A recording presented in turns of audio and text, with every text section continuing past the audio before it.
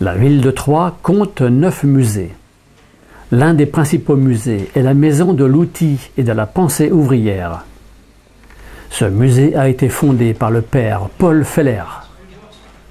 Nous avons rencontré Daniel Pillant, scénographe, metteur en scène de ce musée. On est en train de travailler, c'est pour ça que je suis ce matin, cette journée à Troyes, on est en train de voir l'inventaire global des lettres de Feller. Donc ce sont que des extraits ici. Et on s'aperçoit qu'il y a des milliers de lettres qui parlent de l'outil. Il y aura des livres et des livres à faire. Là, en ce moment, on est en train de faire, avec un jeune étudiant, il fait un doctorat sur l'œuvre de Paul Feller. Donc j'espère qu'on sortira dans 2 ans un doctorat, c'est-à-dire un travail qui permettra de voir l'ensemble de la pensée universelle de Paul Feller. Pensée qui est inscrite dans les murs de la maison. L'exposition, elle résume, on ne peut pas tout comprendre, elle ramène à l'esprit des métiers, à l'esprit de l'outil, etc., à l'homme tel qu'il devrait être, à la fois pragmatique et à la fois cultivé. C'est pour ça qu'il y a une bibliothèque, si vous avez le temps, montez la voir. 35 000 volumes, 18e siècle, extraordinaire. Et l'idée de Feller, il m'a demandé, il est mort assez tôt, malheureusement, c'était de montrer tous ces outillages afin que la jeunesse, ou les moins jeunes, peu importe, les mamans qui arrivaient avec leurs enfants, disent « Regarde si c'est beau, l'homme est là, il est en quelque sorte derrière ses outils, si c'est beau, l'homme est bon, et si l'homme est bon, il doit faire des chefs-d'œuvre, des compagnons, des architectures, etc. » Et le musée, c'est un symbole, hein, c'est simplement un clin d'œil magique, un peu poétique, au métier en général, à l'homme en général. C'est ça l'idée du musée. Moi je me souviens quand je faisais la grande vitrine des truelles qui est là-bas, je voyais le matin, là où je travaillais, les jeunes qui avaient la truelle à la main, dans les brouettes pleines de mortier. C'était dur, la truelle au travail. Et nous, on l'a idéalisée. Elle est belle, elle est propre, elle vole.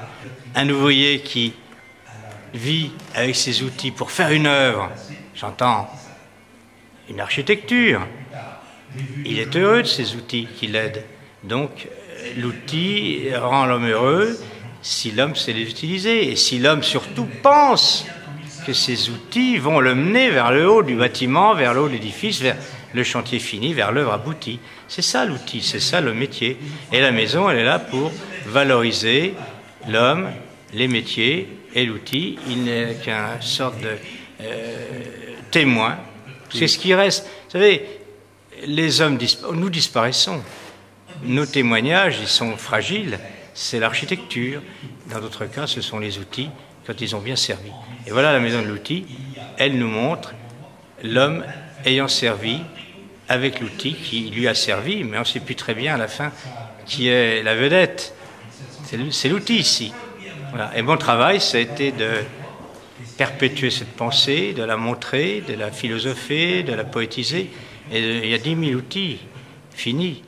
Chaque outil qu'il trouvait, il nous faisait une lettre, il faisait un dessin. Puis il y avait toutes les lettres spirituelles, les lettres philosophiques. C'est gigantesque. Et on espère sortir ce doctorat dans 2 ans, ce qui sera quand même une première. Hein, mais il y a l'œuvre à finir. Il y a encore, je crois, dans les réserves, à la cave, 5000 outils qui dorment, et des beaux. Ah, ça me fait mal. Comment il a récupéré et trouvé tous ces outils, M. Feller? Vous savez que Feller n'avait pas un sou, c'était un jésuite, c'était un prêtre, et il quêtait. Alors il allait voir les chiffonniers au départ, il ne trouvait pas grand-chose. Après, il écrivait 20 lettres par jour à ses fameux donateurs, puis il demandait le petit sou. Alors il y en a qui donnent un petit peu, d'autres moins. Bon. Et avec cet argent, il a commencé d'acheter, d'ailleurs c'est sidérant, parce que, essayez, vous allez voir, d'acheter sans rien. Et le pire, c'est qu'il a réussi à récupérer 35 000 ouvrages, mais des ouvrages du XVIIe, XVIIIe siècle, qui coûtent des millions. Aujourd'hui, il les a récupérés, et là, ça reste un mystère. Même moi qui le connaissais, il disait « je quête ». Mais je quête, la quête a des limites. Il a eu les livres. C'était 35 000 ouvrages, essayez voir, comptez ce que vous avez chez vous. Mettez-en 35 000, vous allez voir, ça fait des murs. Il les a eus. Ouvrages sur les métiers qu'on peut consulter, qu'il a sauvés, qui sont là, qui vont avec les outils. C'est indissociable. La main, la tête. Si on est réducteur et qu'on ne voit qu'un musée d'outils, Oh, mais c'est beau. C'est pas ça. Il y a le musée, mais il y a la pensée avec. Et s'il n'y a pas les deux, ben on est un peu à côté du sujet. Voilà. Donc la Maison de l'Outil, c'est un musée pas comme les autres. C'est lourd sur le plan financier, bien sûr, culturel, intellectuel et spirituel. Il y a tout dedans.